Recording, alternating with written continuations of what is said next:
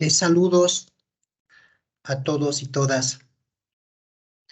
Para mí es un honor ser docente de esta asignatura de metodología de aprendizaje en el área de la salud en el contexto de la maestría en enfermería. Vamos a trabajar el día de hoy en un aspecto muy importante que tiene que ver con lo que es la docencia de manera general y lo que es la docencia de manera específica en enfermería, acompañado de unos robustos fundamentos que dan explicaciones a esta temática. Para eso quiero compartir con ustedes algún material didáctico que nos va a ayudar a orientar y guiar de mejor manera la presente, valga la redundancia, presentación.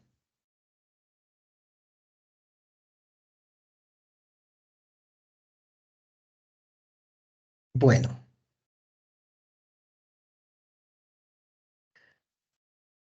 entonces vamos a trabajar las características del docente en enfermería, con sus respectivos fundamentos. Es muy común y es muy cotidiano que de manera directa o indirecta tengamos conocimientos y experiencias sobre la docencia. Por eso cuando formulo la pregunta, ¿qué significa ser docente? Aparentemente es una pregunta obvia. Aparentemente es una pregunta sencilla. No obstante, es una pregunta profunda. Es una pregunta que implica una serie de elementos conceptuales y operativos. Sin lugar a dudas, la enfermería, la profesión de la enfermería, tiene entre uno de los componentes sustantivos el de la docencia. Y para eso yo quisiera compartirles esta reflexión con algunas pistas de lo que significa ser un docente de manera general. Y obviamente, de manera específica, se va a identificar características que son muy similares en relación a la docencia en enfermería. Primero, tengamos claros que la docencia es una profesión, ya sea formal o informal, que tiene como eje y como centro el humanismo. Porque él y la docente trabaja con seres humanos. Y cuando decimos humanismo, debemos tener, por lo tanto, claro, tener una conciencia del rol que cumple un docente. ¿Cuál es el significado de ser docente? ¿Qué trascendencia tiene ser docente a nivel personal y a nivel social? Y también el compromiso que implica la docencia. Esta primera característica, aparentemente, suena como que no tiene mucha relación con el quehacer de la enfermería, y no es así. Lo digo porque muchas veces somos docente por accidente. Nos toca asumir el rol de docente aunque no nos gusta ser docente. Entonces, si no tenemos conciencia clara de que ser docente es una profesión o es una acción o es una función que tiene un significado muy importante para la sociedad, para los estudiantes, para las personas que van a recibir un proceso educativo. Entonces, tener conciencia de ser docente es realmente importante dentro de la propia profesión y más aún en la profesión de enfermería. Otro elemento importante que garantizaría la eficacia de ser un buen docente es conocer el entorno. Entiéndase entorno como el contexto. En el caso de trabajar con estudiantes de cualquier nivel educativo, particularmente en nuestro caso en pregrado y posgrado, debemos conocer el desarrollo evolutivo psicológico de las personas. A cada edad hay manifestaciones psicológicas que deben ser considerados por los docentes. Y somos docentes en pregrado y posgrado. Cada edad va marcando una forma de pensar. También conocer el contexto social y cultural del grupo humano en el que vamos a trabajar. Y el contexto institucional también. Si estamos en un servicio de salud, es muy importante comprender ese contexto institucional. En qué nivel de complejidad estamos trabajando, en qué nivel de servicio, etc. Y el contexto antropológico, es decir, la concepción de un ser humano que tiene el medio en el que estamos trabajando. Y, obvio, debemos conocer el contexto de la salud, conocer cuál es ese perfil epidemiológico, conocer cuáles son las principales demandas de la salud, conocer los principales problemas y fenómenos de la salud en el contexto en el que nosotros nos vamos a desenvolver. Un tercer elemento tiene que ver con el dominio de la ciencia. Un docente debe dominar su ciencia específica, ya sea su asignatura, su materia, su módulo, su programa, lo que le corresponde asumir. Eso damos por descontado. Además, debe conocer la epistemología. La epistemología que tiene que ver con el conocimiento. Episteme significa conocimiento probado, conocimiento probo, conocimiento con validez y confiabilidad. En nuestras palabras, conocimiento científico. Entonces, cuando hablamos de epistemología, ahí atrás hay un respaldo de una serie de teorías que dan explicaciones a cómo se genera el conocimiento. El empirismo, por ejemplo, el conocimiento se da por la experiencia. El racionalismo, el conocimiento se genera por la inteligencia humana, por la mente. Tenemos escepticismo cuando dudan del conocimiento, cuando no creemos que el conocimiento podamos conocer de manera absoluta, etc. Hay una serie de explicaciones muy importantes. Y en el caso de enfermería, el mundo de la enfermería que está sustentado por teorías, tienen una gama de teorizantes y teorías que van dando explicación a este objeto de estudio y a esta profesión. Otro elemento interesante e importante es la investigación. Yo me atrevo a decir que la investigación es un eje transversal de todas las profesiones. He visto como docente universitario, no hay carrera en la que esté fuera la investigación. Es que la investigación justamente permite comprender una realidad, explicar una realidad, predecir una realidad, predecir fenómenos y problemas. Y la investigación hace que se vaya generando conocimiento. Por lo tanto, una profesión que no haga investigación no va a poder resolver sus problemas de manera científica. Un cuarto elemento de un perfil de un docente de calidad, sería el manejar las didácticas, es decir, manejar las metodologías. La docencia se caracteriza por ser un arte de enseñar. Enseñar es un arte. Tiene que ser un arte agradable, un arte que disfrutemos. Para eso debemos tener criterios para saber elegir las mejores técnicas e instrumentos, las mejores estrategias para enseñar que sean eficaces para que los estudiantes puedan tener aprendizajes significativos. Estas metodologías deben ser coherentes con las perspectivas, con los paradigmas, tanto paradigmas educativos como esos paradigmas específicos en el caso de la salud. No, también el docente debe saber ser un gran comunicador. La docencia es una profesión social, por lo tanto, permanentemente vamos a estar en interacción humana, comunicándonos de manera verbal, de manera escrita, de manera gestual. Y yo le añado un elemento quinto que me parece potente. Un docente debe ser motivador. Debe ser permanentemente motivador. En cada momento, al inicio, durante y después.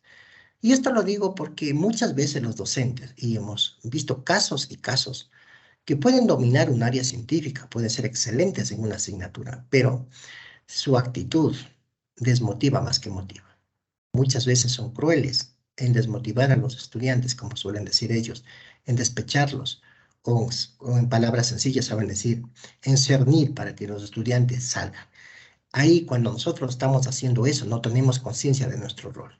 El rol del docente es formar estudiantes, es que ellos tengan éxitos, es que ellos triunfen.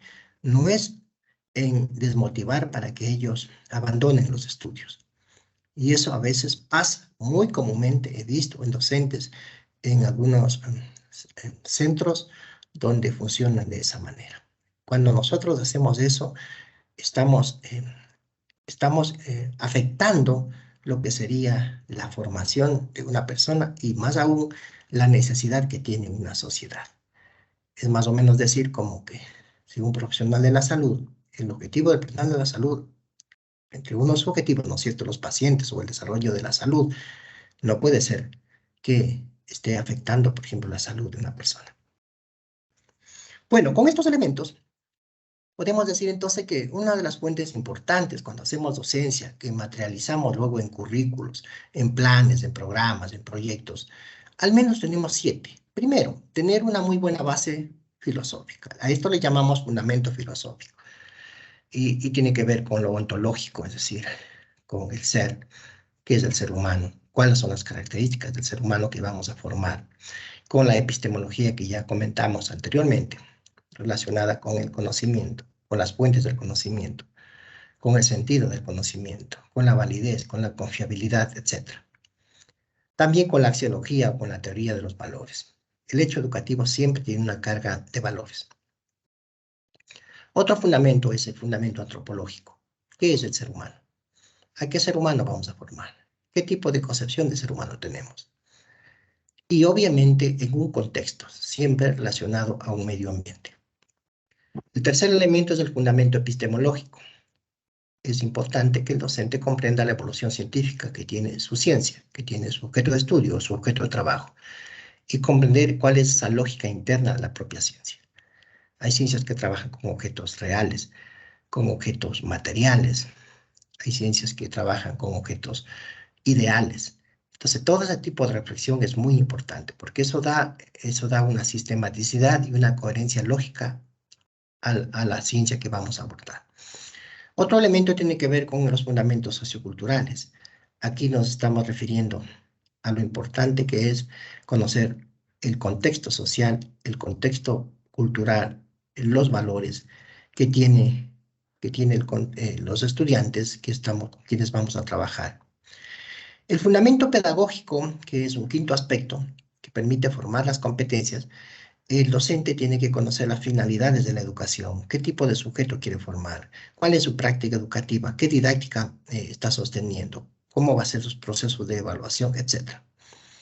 Tenemos también el fundamento psicológico, que es importante que el docente conozca las características de los sujetos, según la edad, los procesos de aprendizaje. Y un fundamento 7 que es fundamental, al menos de las profesiones que nos vinculamos con el mercado laboral, que es el fundamento económico, productivo y laboral. ¿A qué sectores económicos estamos vinculando con la educación, en este caso universitaria, sería el caso, y con los servicios de salud y también con el mercado laboral y el mercado profesional? Porque el caso concreto de la enfermería es una profesión y por lo tanto tiene vinculación directa eh, eh, con el mercado laboral y con la población económicamente activa.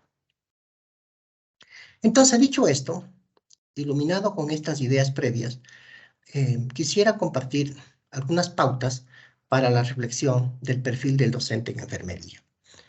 Decirles que como parte de los campos del desempeño y de la acción de la profesional y el profesional de enfermería, al menos 4 ejes son importantes, ¿no? El cuidado, la gestión y la administración, la educación, la docencia y la formación y la investigación.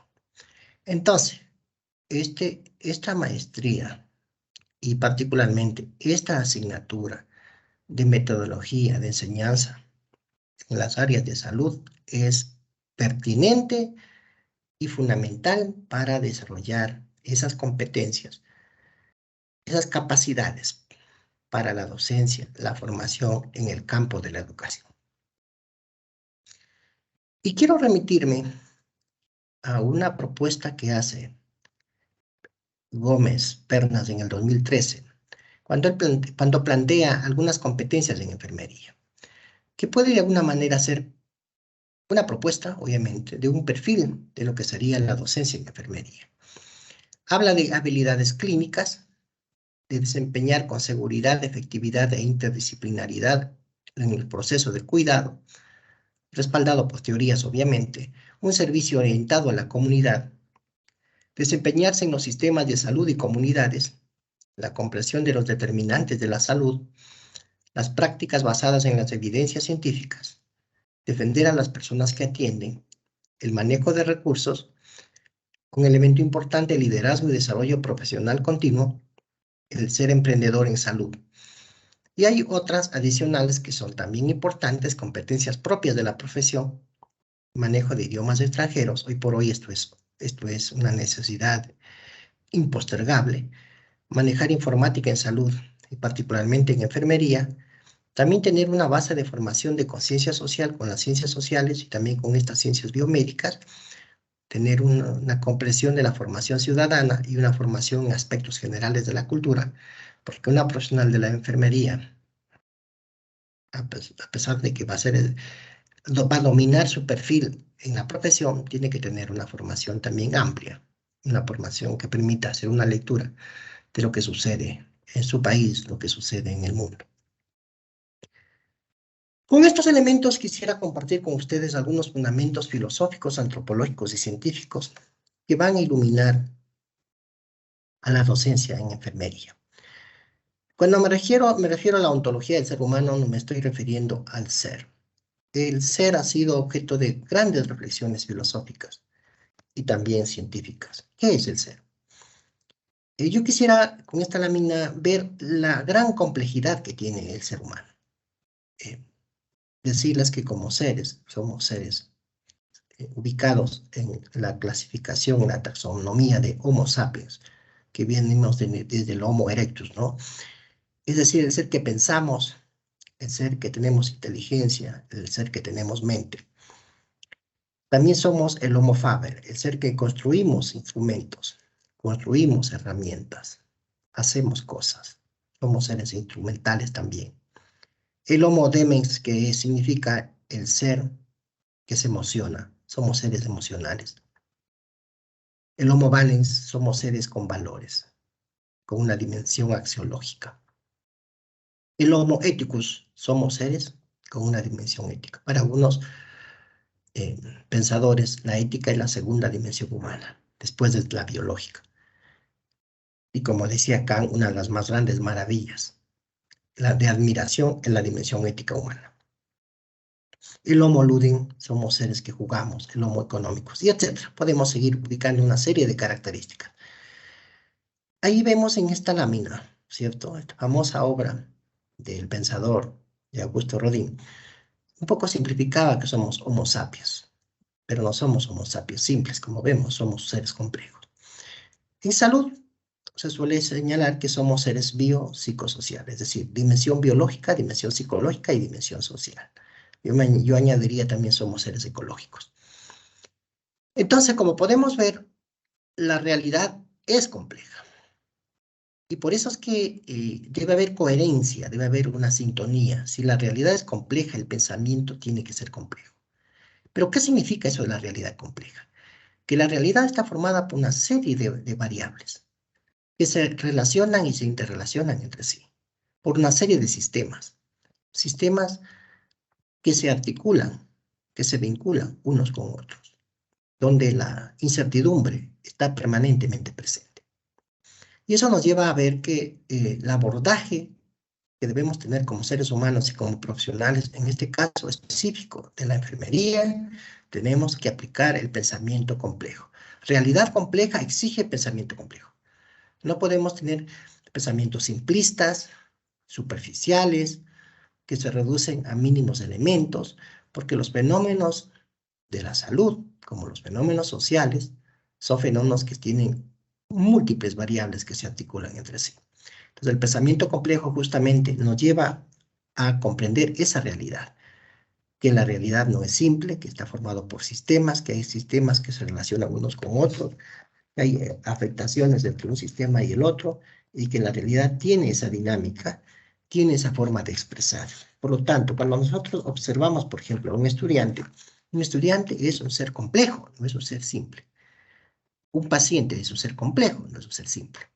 Esto sirve para darnos luces de cómo deberíamos ser nuestra forma de comprender el hecho educativo, cómo deberíamos aplicar como docentes en enfermería cuando estamos con estudiantes. Cada uno es un mundo. Bien, con estos elementos vamos a ver algunos fundamentos pedagógicos. Las preguntas obvias, ¿no? ¿Qué es la educación? ¿Qué es la pedagogía? ¿Qué es la andragogía? ¿Qué es el currículo? ¿Qué es la didáctica? Son preguntas muy parecidas aparentemente porque vienen de un mismo objeto de estudio, pero vamos a ver algunas particularidades. ¿Qué es la educación? El diccionario de la Real Academia de la Lengua dice que la educación es la acción y efecto de educar o de instruir. Interesante, ¿no? Que hay una lógica científica, acción y efecto, que hay una lógica de causalidad, ¿ya? Podemos decir que la educación son acciones o influencias de un ser humano a otros seres humanos para desarrollar capacidades, disposiciones, cualidades, competencias, habilidades, destrezas, valores de todo tipo. Esta definición, que es una definición clásica de René Hubert, es muy interesante porque nos deja en evidencia que la educación es acción de seres humanos con seres humanos. Por eso dijimos anteriormente que la educación tiene como centro el humanismo. Pero también podemos señalar que la educación es un proceso conscientemente organizado y dirigido, ¿cierto? Para lograr fines, lograr resultados, desarrollar capacidades. Obviamente tenemos educaciones formales, donde el nivel de conciencia hace que organicemos en planes, en programas, en currículos para poder de manera ordenada lograr esos fines, que es la manera responsable de hacer educación, ya sea a nivel nacional, a nivel local, a nivel institucional. Esa es la forma correcta de trabajar. Las universidades, los centros educativos tienen que tener esa lógica cuando estamos haciendo el hecho educativo. Pero también hay la educación informal, que es la educación que se da día a día entre los seres humanos, porque toda acción humana tiene en sí un componente educativo. Ahora existe dentro de la educación, que es como que el contexto donde se desarrollan dos ciencias, la pedagogía y la andrología, a pesar que aparentemente son muy parecidas y tienen la misma naturaleza, sin embargo hay unas particularidades. La pedagogía se refiere o nació, eso dice la historia, como la guía del niño. Pongámonos a pensar que en cierto momento se vio que era necesario la ayuda de personas a formar los niños, porque obviamente se supone que la guía del niño lo tiene la familia, lo tienen los padres, pero llega un momento en que se ve que era una necesidad de que haya personas, que haya profesionales más tarde, que formen a los niños de la manera adecuada. Mientras que la andragogía es la educación de adultos, es una variante de la pedagogía. Tiene que ver con la educación, pero más específica en los adultos, porque los adultos tenemos algunas características que son muy particulares. Tanto la pedagogía como la andragogía se basan en una filosofía de la educación. O sea, la educación se basa en una filosofía. Y ya lo vimos anteriormente, la gran trascendencia que tenía toda esta concepción filosófica, ¿no? Cuando hablamos de educación, nos estamos poniendo en contacto con el patrimonio del pasado sin quedar esclavizados con este. ¿Qué quiero decir? No podemos negar la historia. La historia es muy importante. Los conocimientos previos, anteriores que ha tenido la humanidad son muy necesarios que deben ser incorporados a los procesos. Pero no podemos quedar ahí inmóviles, ¿sí? Porque tenemos que hacer que haya progreso. Por eso aquí el dilema, ¿no? Entre conservar y progreso, entre tradición e innovar. ¿Qué es lo que debemos mantener y qué es lo que debemos innovar o qué es lo que debemos cambiar? Y eso pasa en todo un sistema educativo, eso pasa en un país, pero eso pasa también en una institución y también pasa en enfermería. Por ejemplo, ¿qué conocimientos, qué habilidades, qué destrezas, qué valores se debería seguir manteniendo dentro de la profesión de la enfermería? Pero ¿cuáles se debería innovar? ¿Cuáles se deberían cambiar? ¿Cuáles se deberían mejorar? ¿Cuáles se deberían perfeccionar? Entonces, ese dilema o no sé, esa contradicción es muy importante a la hora de diseñar planes, programas, currículos, etcétera, en educación, y sobre todo cuando somos docentes, también a la hora de elegir, de optar por algún tipo de conocimiento que vamos nosotros a priorizar. También la pedagogía tiene fines y metas, que son los ideales que tiene la sociedad. Pero ¿qué ser humano queremos formar? ¿Qué sociedad queremos formar? En el caso de enfermería, ¿qué profesional de la enfermería queremos formar? ¿Qué sociedad, en este caso, instituciones que ofertan salud, requerimos con esa formación que vamos a tener de los profesionales de la salud? ¿Y cuáles son los medios? ¿Cuáles son los caminos para alcanzar esos fines y metas? En educación optamos por los famosos currículos. Tenemos los currículos escritos o explícitos, que son aquellos tan planificados, pensados, racionalizados, tan orientados, sistematizados, con secuencia, con tiempos, etc. Que se expresan, ¿no? En las ciencias, en las técnicas, en asignaturas, en materias, en módulos, etc., en programas. Es decir, toda esa gama, todos los elementos que nos va a permitir materializar de manera adecuada, de manera correcta, nos va a permitir materializar lo que estamos proponiendo. Todas las asignaturas, la psicología, ya mencionamos que era muy importante cuando somos docentes comprender la edad psicológica que tienen nuestros estudiantes de pregrado, de posgrado, los practicantes que van a hacer sus rotaciones en los servicios de salud, en los hospitales, en la comunidad, etc. Tener esta dimensión en la parte sociológica, cómo entender la relación educativa dentro de la sociedad, la historia, la didáctica, etc. Bien, con estos elementos entonces vamos a ver las diferencias entre la pedagogía y la andragogía. Los fines. En el caso de la pedagogía, el fin es educar y formar niños y adolescentes, jóvenes también. La andragogía es educar y orientar a adultos, jóvenes y adultos, desde contextos de vida profesional y laboral. Por eso es que la que mejor encaja cuando estamos en los servicios de salud se llama andragogía, porque está dentro del contexto profesional y laboral de la vida, ¿no? Esta discusión de si hay diferencia entre niños y adultos va más por el tema de la experiencia que va teniendo el adulto. Un adulto se supone que tiene una experiencia un poco más rica, ¿no? No es que el niño no lo tenga, pero se supone que el adulto ha ido capitalizando una experiencia muy importante. La estructura educativa en la pedagogía es muy formal, ¿sí? A través de escuelas, colegios, universidades. En otras palabras, las academias, las facultades, las carreras. En la andragogía puede ser formal y informal. También podemos aplicar en universidad, ¿sí? Podemos aplicar sin problema.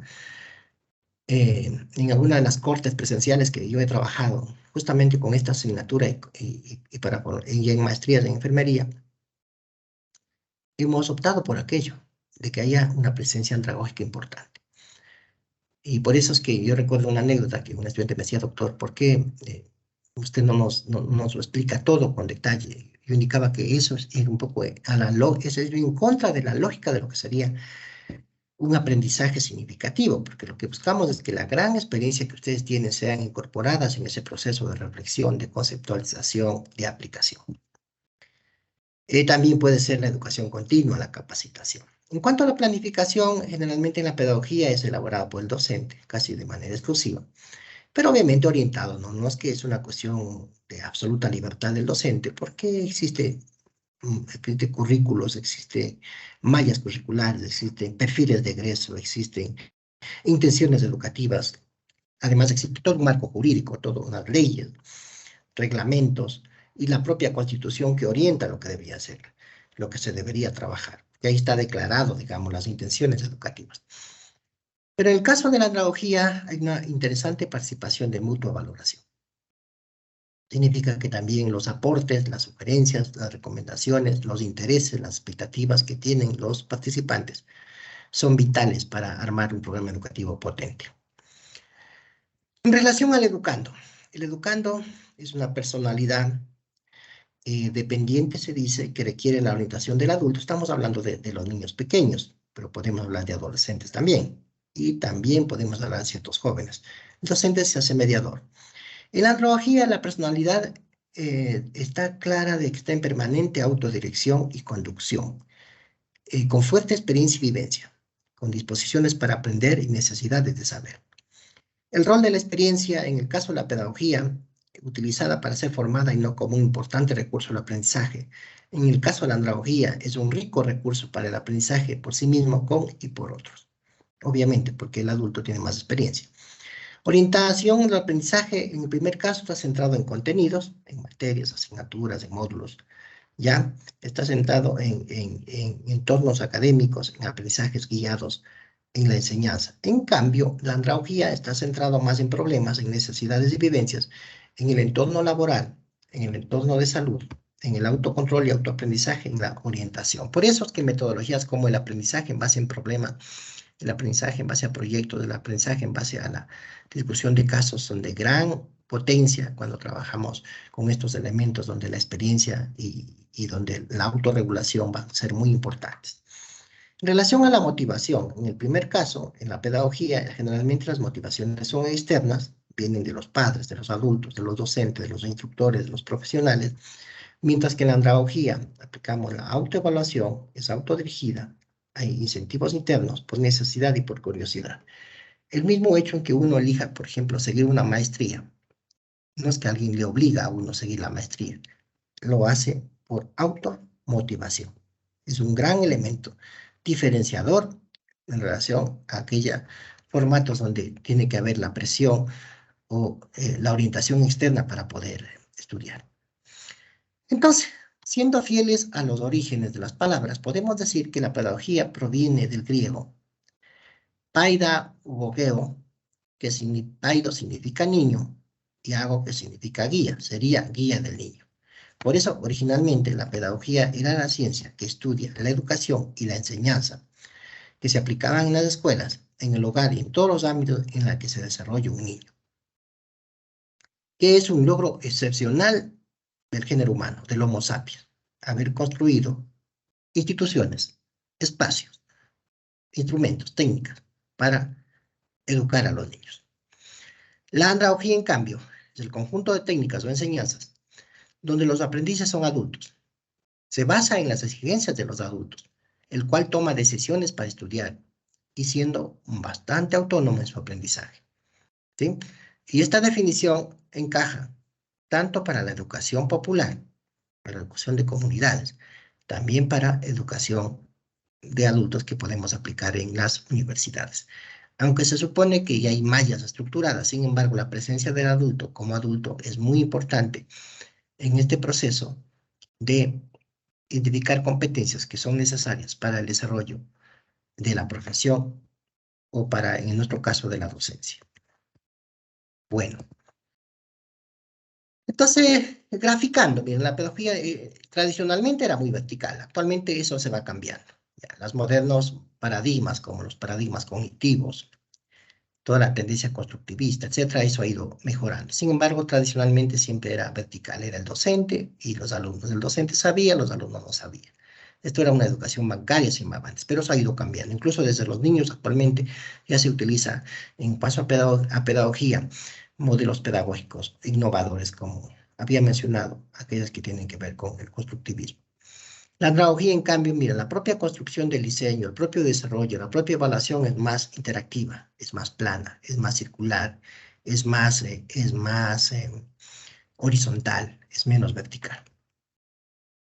Bueno, otro aspecto fundamental que debemos saber y encaja exactamente en lo que nosotros estamos aprendiendo, tiene que ver con la didáctica. ¿Qué es la didáctica? Esta palabra es una palabra interesante, ¿no? La didáctica es la disciplina pedagógica reflexiva aplicativa que guía la acción formativa. Esta frase, ¿qué quiere decir? Que es la didáctica se refiere a la metodología, pero a una metodología pensada. Cuando yo voy a asumir, como docente, voy a asumir un proceso educativo, debo pensar, debo racionalizar qué metodología voy a usar. Por eso se dice que la metodología es el arte de enseñar. se refiere a cómo voy a enseñar y cómo van a aprender los estudiantes, porque ese binomio de enseñar y aprender es un binomio conjunto. El docente tiene que elegir, ahí hay elecciones de cuál es la mejor técnica o estrategia que voy a optar, pero esa elección tiene que estar bajo la conciencia de qué aprendizajes, cómo voy a desarrollar los aprendizajes de los estudiantes. Entonces, cuando nos referimos a la didáctica, nos estamos refiriendo a la metodología, a los métodos, a las técnicas, a las estrategias.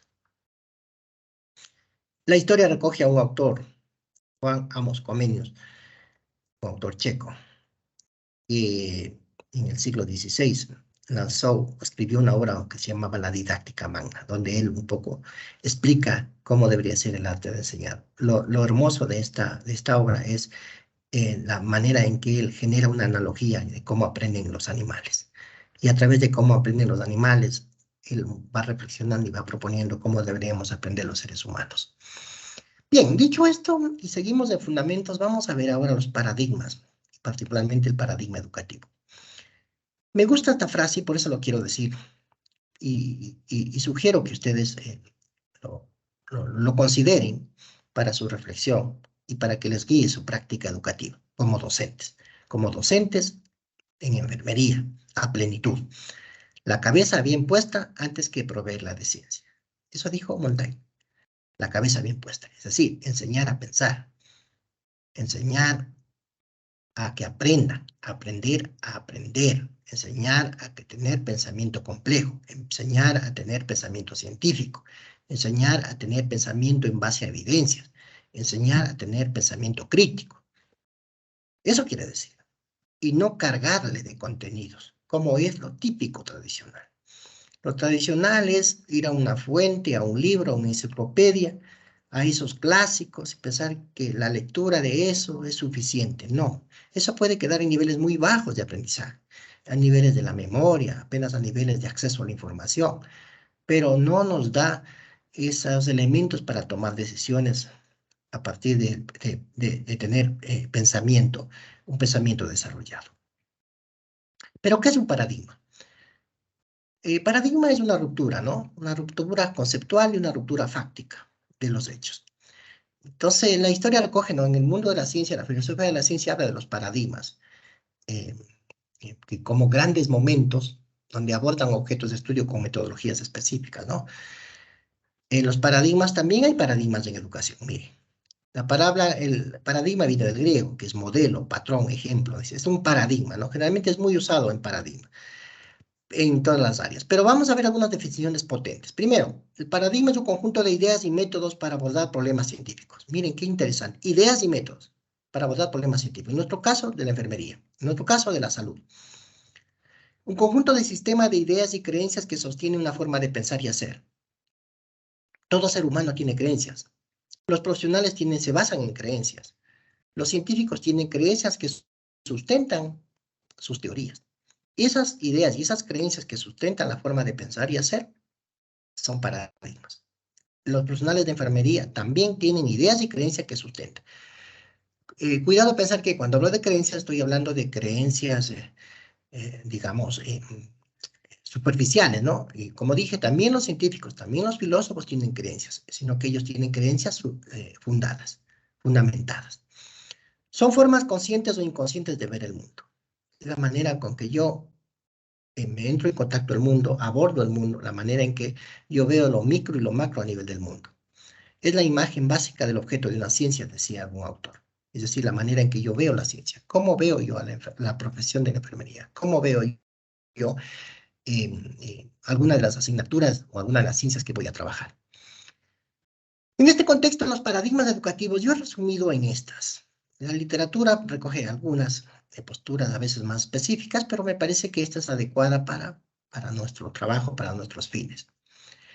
En cuatro grupos. El paradigma tradicional, el paradigma clásico, ¿no? Es el paradigma que yo me atrevo a decir que viene incluso desde la Edad Media. De ese formato escolástico, de este formato donde el docente era el dueño de la verdad, donde la letra con sangre entra, donde el docente se consideraba yo sé todo, Yo soy el único que tengo que tener 10, los demás 9 hacia abajo. Ese tipo de paradigma vertical, memorístico, repetitivo, es ubicado como tradicional. Y si coloco aquí el tema de la religión es porque generalmente la religión, al considerar que hay verdades absolutas y que nadie puede contradecir esas verdades, y de esa manera vertical, un poco ha sido la manera en que se había abordado el hecho educativo. Ahora, ¿este paradigma está superado? No. ¿Se mantiene en el sistema educativo? Sí. ¿Se mantiene en nuestras universidades? Es probable que sí. Es probable que sí.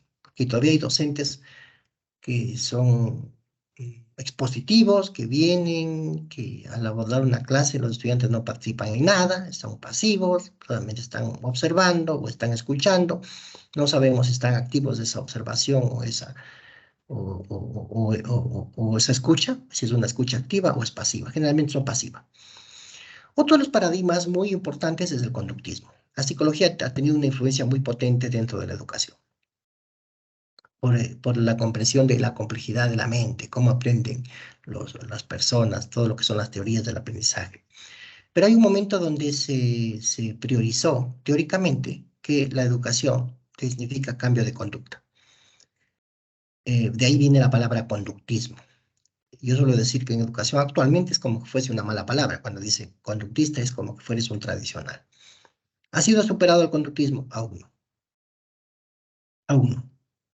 Ya, conductismo, porque el cambio de conducta sigue presente. Y yo he visto por experiencias de prácticas también y de formación que he tenido en otras áreas, que por ejemplo en las áreas como en el derecho, el tema del cambio de conducta sigue presente. Sigue presente. Entonces no es un tema que ha sido superado aún. El otro paradigma, el más actual, es el paradigma cognitivo, que tiene una base sólida desde la psicología cognitiva, de las neurociencias, pero también desde la filosofía. Grandes aportes de los grandes filósofos eh, que han venido dando desde el campo de la filosofía, como René Descartes, con la duda metódica, Immanuel Kant con las críticas de la razón pura, crítica de la razón práctica, metafísica de las costumbres y otras obras maravillosas han ido dando pautas de todos los procesos cognitivos y nos ha permitido luego y a nivel de ciencias particulares como la psicología cognitiva y otras, entender que para que haya aprendizaje tiene que haber conflicto cognitivo, conflicto afectivo. Y la base para que haya aprendizaje es que los seres humanos participemos en la construcción de los conocimientos, que no nos quedemos solamente en los niveles de repetición, de memoria, sin desmerecer el valor de la memoria, que es potentísima, sin lugar a dudas. Pero a nivel educativo son niveles, no son los más deseables. Una de las variantes de esto es el constructivismo. Otro paradigma importante es el histórico-cultural. Es interesante. El principio es bastante obvio, solo decir yo. Los seres humanos tenemos historia, las sociedades tienen historias y estamos dentro de la cultura. En eso hay teóricos que han venido de la propia psicología social, que viene desde la sociología, incluso de la antropología, que dan explicaciones de que nosotros somos seres culturales. Somos seres que estamos dentro de la cultura. Es decir, el medio ambiente incide, sí, así mismo es. Nadie puede negar que el contexto incide en las personas. Por eso, un valor importante la mirada de la sociedad. Ahora, continuando con nuestras reflexiones. De estos cuatro, obviamente, yo quiero decir algo muy interesante. Toda práctica educativa, de manera consciente o inconsciente, se sostiene en un paradigma. En nuestro caso, en un paradigma educativo. Cuando voy a dar una charla, cuando voy a dar una conferencia, cuando estoy dando un curso, cuando doy un módulo, cuando doy un programa, cuando doy educación para la salud en la comunidad, está marcado por una forma consciente o inconsciente de un hecho educativo. Entonces, puntualizando un poquito más, el paradigma tradicional o conductista tiene fuentes en el positivismo, en la que consideraba que todo debe ser medible, en el empirismo, el valor de la experiencia, con estímulo externo, el pragmatismo, solo lo útil es válido. Todos estos elementos han configurado el supuesto de lo que sería este paradigma tradicional o el paradigma conductista. El ser humano aprende cuando hay cambio de conducta, pero el cambio de conducta viene desde afuera. No hay una conciencia interna de ese cambio de conducta. Ese es el peor entre comillas, pecado o error, yo diría, en la que se basa el paradigma. No es que el estímulo externo no sirve, sí sirve, los psicólogos tienen explicaciones, pero considerar que el cambio de conducta debe de ser desde afuera es una manera de dejar fuera esa toma de conciencia y esa decisión que tenemos los seres humanos. Por eso este paradigma se basaba en la relación estímulo-respuesta. Si hay estímulo, hay respuesta. Lo que decía un autor, este tipo de educación bancaria. ¿Cuáles son las características? El docente tiene como objeto modificar conductas. El alumno se convierte en un ser pasivo, receptor. La enseñanza, condiciones o contingencias de reforzamiento. El docente va construyendo esas condiciones y contingencias. El aprendizaje se da relaciones entre la actividad y el entorno, son muy reproductivas. El eje del cambio de la conducta y la evaluación es por repetición. Las típicas pruebas objetivas que en algún momento llegaron a dominar la práctica de evaluación educativa son un ejemplo de estos paradigmas conductistas o tradicionales, esas pruebas de memoria, ¿no? Ahora le llaman prueba de base estructurada, con 4 opciones. Bueno, hay algunas habilidades de pensamiento que se quieren ahí valorar, tratar de ver si comprende un concepto, si puede relacionar un juicio, etc. Sin embargo, son de baja potencia. Ahora, pero en la vida real también pasa, cuando participamos en los concursos de méritos y oposición, generalmente son pruebas de este tipo. O sea, no son pruebas que te hagan pensar, ensayos, pruebas de otro calibre.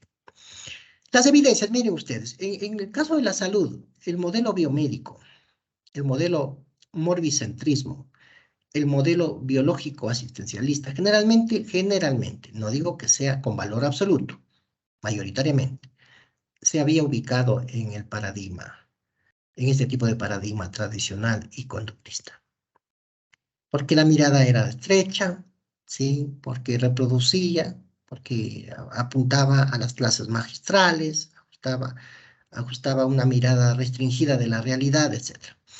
Y también hemos visto, ¿no?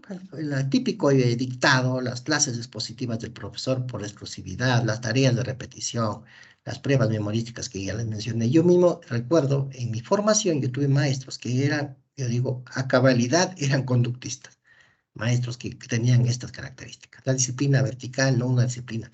La disciplina punitiva, la disciplina a la fuerza, la disciplina no formativa. El paradigma cognitivo parte del supuesto que los aprendizajes se producen cuando hay conflictos cognitivos. Si no hay conflicto cognitivo, no hay aprendizaje. Así de fuerte, ¿no? De potente. Por lo tanto, para que haya conflicto cognitivo, los conocimientos previos versus los conocimientos nuevos tienen que entrar en contradicción. La experiencia previa versus la experiencia nueva, las emociones previas versus las emociones nuevas. Entonces, por eso es que toda la lógica de la didáctica, cuando nosotros aplicamos metodologías de enseñanza-aprendizaje, donde los estudiantes entran en conflicto con lo que sabían, con la experiencia previa, estamos generando aprendizajes o contribuyendo para que haya aprendizajes significativos. Algunos principios de este paradigma son que hay un proceso constructivo, que hay que recuperar el aprendizaje previo que tienen los estudiantes, yo me atrevo a decir, no solo aprendizaje, la experiencia, la vivencia que tienen ellos, y el valor de la interacción social. El proceso constructivo, miren, un clásico, ¿no?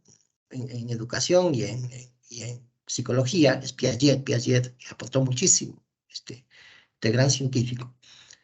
Él localiza el conocimiento en la relación de la experiencia que se tiene con la realidad del medio donde es circundante, ¿no? Y las estructuras del pensamiento se van desarrollando a partir de ella, para adaptarse al mundo. ¿Esto qué quiere decir? Que el conocimiento se genera cuando relaciona la experiencia con la realidad del medio. Y ahí se va generando la estructura del pensamiento, lo cual es obvio, ¿no? Lo cual ahora decimos obvio, pero en su momento obviamente no era visto. Por ejemplo, un niño de la zona rural. El conocimiento que tiene un niño de la zona rural o de la zona urbana, de la urbana marginal, un estudiante de una universidad, un estudiante que está en un servicio de salud, se da en relación al medio. La experiencia y la realidad del medio va generando el conocimiento. Por eso las prácticas que hacen, las vivencias en los servicios de salud, en esos procesos de salud, van haciendo los espacios para la construcción del conocimiento para que se vaya generando conflictos cognitivos, afectivos, que va a permitir aprendizajes significativos. El segundo elemento, el aprendizaje previo. La experiencia produce aprendizajes que están vigentes mientras no entre en conflicto con nuevas experiencias. Eso es una evidencia importante en la vida. Todos lo hemos vivido, yo lo he vivido. Aprendizajes que yo consideraba vigentes en un momento cuando estuve en la universidad, estudiando pregrado, en un posgrado, cuando seguí otra carrera, cuando seguí otra maestría, etcétera, etcétera. Cada vez que iba teniendo más elementos, entraba en contradicción con la experiencia que yo tenía, entraba en conflicto e iba en mí creando conciencia de un aprendizaje que llamamos significativo. La construcción de significados empieza con lo que el individuo ya tiene. Principio de oro. Los seres humanos tenemos ya experiencias y conocimientos previos. Esto para los empiristas, eso no era posible. Los empiristas, como David Hume, John Locke decía que los seres humanos somos una hoja en blanco. Me ponían la analogía de una hoja en blanco, que cuando nacemos recién vamos escribiendo nuestra experiencia. Lo que ya adquirido puede ser parcial, incorrecto o ingenuo en cualquier momento de la vida. Genial. Gardner, genial lo que acaba de decir. ¿Qué quiere decir? Que lo que nosotros hemos aprendido no tiene valor absoluto. Puede ser que lo que aprendimos sea parcial en su momento, después puede ser incorrecto, porque llegan nuevas evidencias científicas que demuestran que no ha sido así, y puede ser ingenuo. Y nosotros, si no tenemos este pensamiento crítico o este pensamiento complejo, vamos a seguir pensando que eso es así. Por lo tanto, también cometer errores es muy importante en los procesos de aprender. Cuando se está en educación formativa, los errores son parte del aprendizaje. Los errores hacen que entren en conflicto cognitivo y hacen que tomemos conciencia de ese error para irlo corrigiendo. Obvio, cuando ya estamos ya en ejercicio profesional, los errores pasan factura, porque los errores incluso tienen hasta penalidades. El tercer elemento tiene que ver con la interacción social. El aprendizaje se estimula en interacción con otros y en la producción en colaboración con otros. Esto es un principio fundamental. Por eso es que todos los aprendizajes que damos en interacción humana, en grupos, en diálogos, en espacios donde los seres humanos participamos, son importantes. ¿Sí?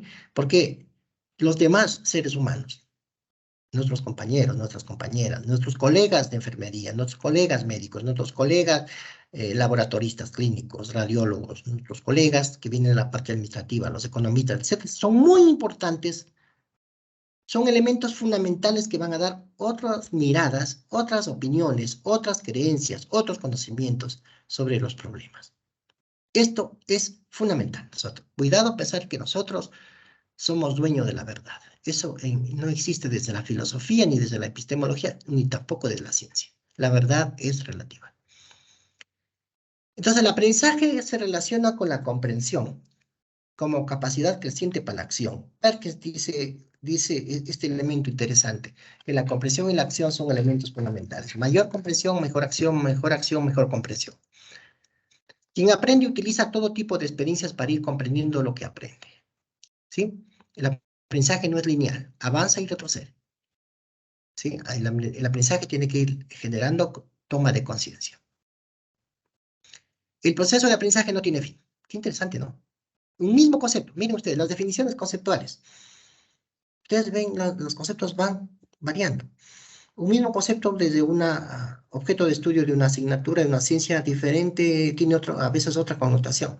Pero en la misma ciencia vamos viendo que las definiciones van a ir cambiando. Cada vez la comprensión es más compleja a medida que va la acción. Recuerden lo que dijimos en el fundamento filosófico, que la realidad es por sí compleja, que es multivariable, tiene muchas variables que se interaccionan una con otra. Por lo tanto, el pensamiento va también a ser complejo. Si queremos ser grandes docentes, eficaces docentes, paradigmas de docentes, no nos olvidemos que debemos tener esta mirada de que la realidad es compleja y nuestros estudiantes son complejos y que los procesos que nosotros impulsemos con las didácticas tienen que ayudar a que desarrollen la forma de pensar. En cuanto a desempeño, miren ustedes, decía que la comprensión no necesariamente está ligada a representaciones mentales, pero siempre debe generar flexibilidad. No podemos ser duros, no podemos ser bloques, piedras en la forma de pensar. Es que eso es así porque es así. No, Ustedes ven las teorías, incluso las famosas teorizantes en enfermería, cada una da su aporte, cada uno da sus elementos, y así en cualquier área, ¿no? En la filosofía, en la pedagogía, etc. Se construye y se plasma la comprensión en el desempeño de la acción. Ya lo habíamos mencionado, el rol que tiene la acción. Por eso es que las prácticas que hacen los estudiantes, por eso uno de los méritos de la formación en salud, en enfermería, en obstetricia, en medicina, etcétera, etcétera, etcétera, la gran potencia que tienen las prácticas de los servicios de salud. El verdadero aprendizaje se traduce en poder pensar y actuar de manera flexible, en contextos diferentes con aquello que se va aprendiendo. Esto me parece fabuloso. Entonces, si estamos en un servicio de salud, estamos en comunidad, en el primer nivel de salud, estamos más vinculados con problemas de la comunidad, la forma de vida de la comunidad, con el perfil epidemiológico en las comunidades. Esa forma de pensar posiblemente no es idéntica si estamos en un segundo nivel, en un tercer nivel de complejidad, porque cada uno va a tener sus propias particularidades. Lo que nosotros debemos tener es la capacidad de pensar, de hacer analogía, de hacer relaciones, de traducir, la capacidad de crear, como lo decía Bloom, cuando nosotros vamos construyendo la capacidad de evaluar, la capacidad de ir un poco más allá. Bueno, entonces la pregunta obvia, ¿cómo se aprende, no? Si hacemos nosotros una autocrítica, ¿cómo hemos aprendido nosotros? Seguro que vamos a decir, hemos aprendido de manera endógena o intrapsíquico, ¿sí? Para eso hay aportes como el psicogenético de Jean Piaget y la propuesta cognitiva de David Ausubel, pero también aprendemos a nivel social o exógeno, ¿sí? Ahí están todos los aportes de grandes científicos. Uno de los excelsos aportes es de Lev Vygotsky cuando hablaba de la incidencia sociocultural en el aprendizaje. Entonces, los paradigmas cognitivos tienen variantes. Hay una que se llama el constructivismo, que es el aprendizaje se da por la construcción del conocimiento del individuo. Por lo tanto, los docentes tenemos que generar en las didácticas, en las metodologías, procesos donde los estudiantes puedan aprender de manera constructivista. Y el socioconstructivista añade el elemento de la sociedad como un elemento importante para aprender. Hay también un paradigma que se llama el desarrollo conceptual. No se ha aplicado mucho. En el Ecuador hubo una experiencia, una influencia de unas propuestas colombianas en el sentido de trabajar con lo que sería el desarrollo conceptual.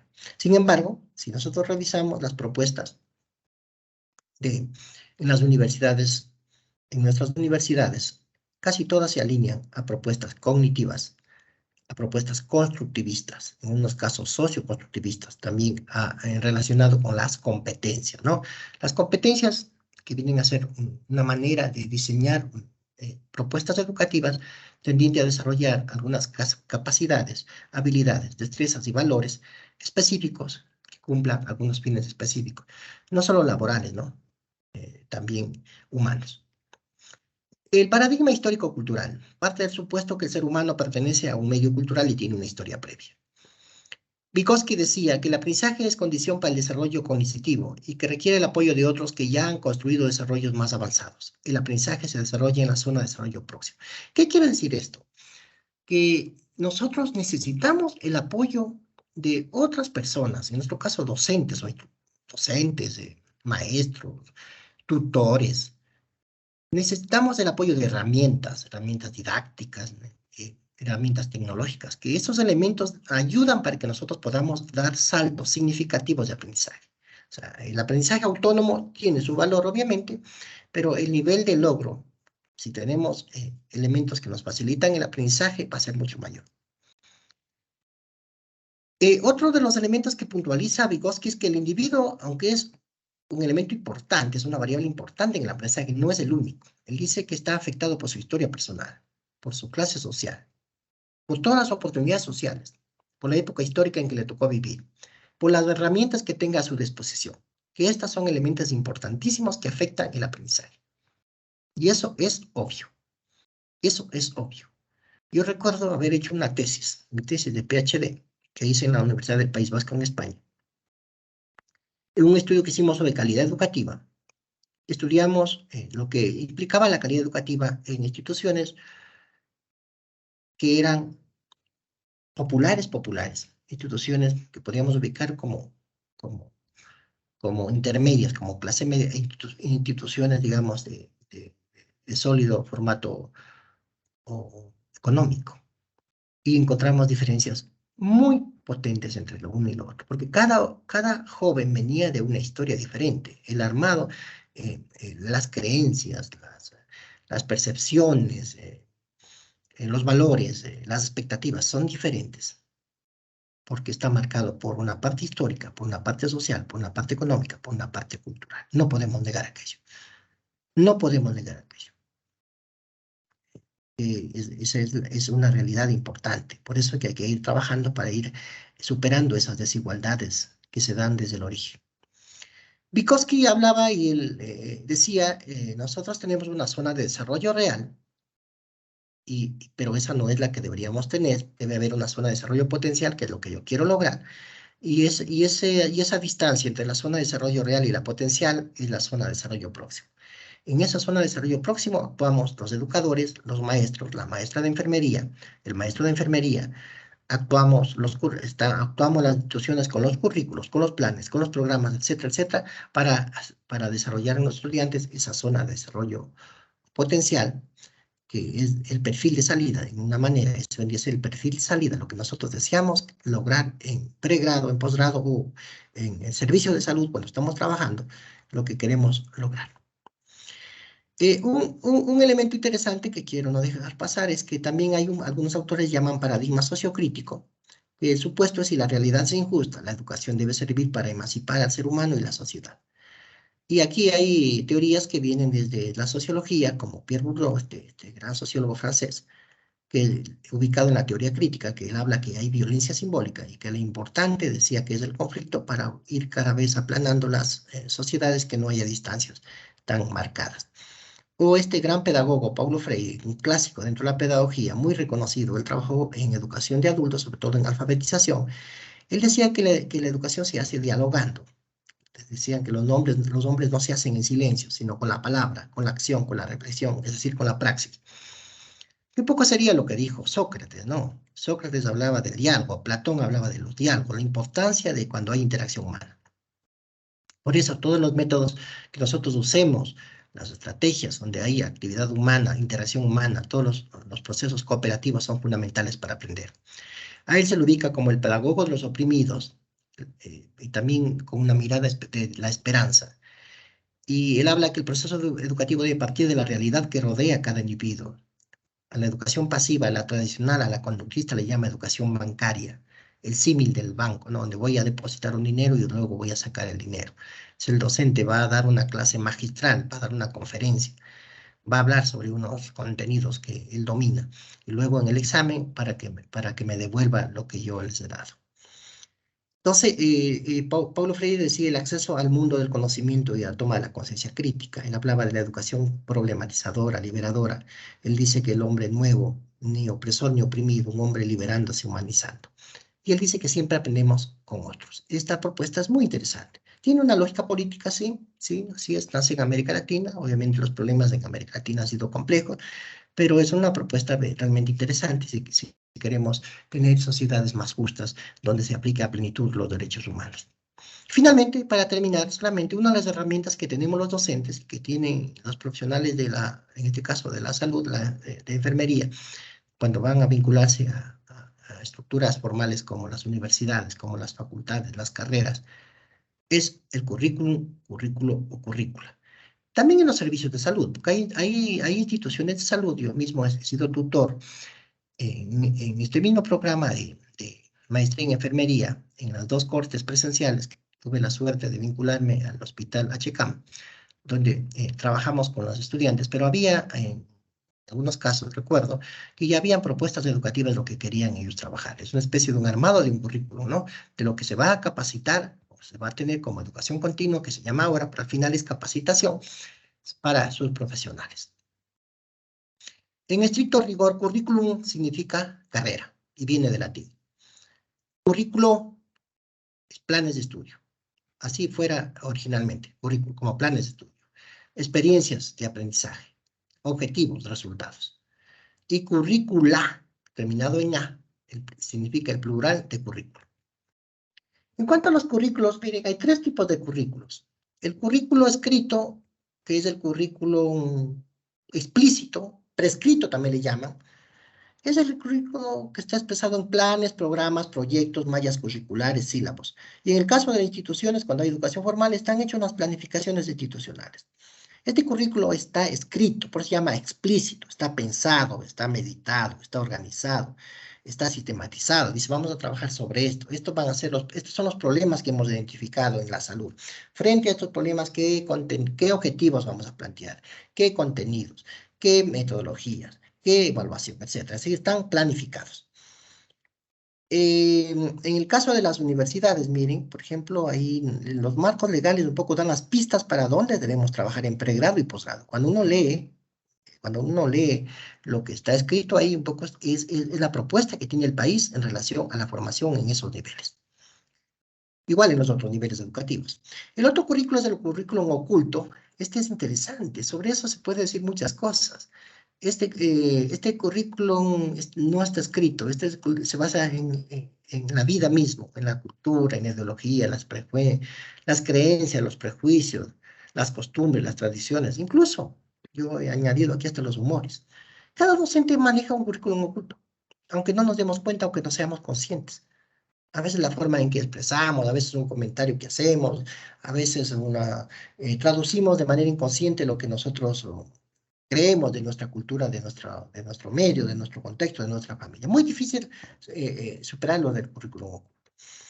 En teoría, lo interesante sería que esos currículos ocultos lo podamos traducir en currículos explícitos, que podamos, digamos, tener conciencia de que existen. Sin embargo, es muy complicado, muy complicado.